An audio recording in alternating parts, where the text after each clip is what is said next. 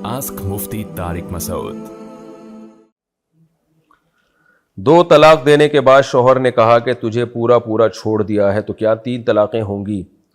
देखिए, इस नौइयत के मसाइल में शौहर की नीयत और सियाक़ व सबाक़ ये सारी चीज़ें जानना ज़रूरी है।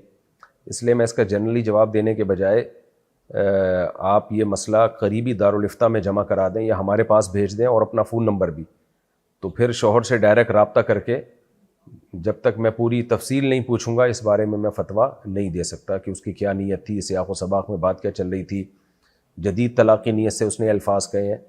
तो तशकीक के साथ यानी शक के साथ जवाब देना कि अगर ये था तो फिर ये जवाब है, अगर ये था, तो इससे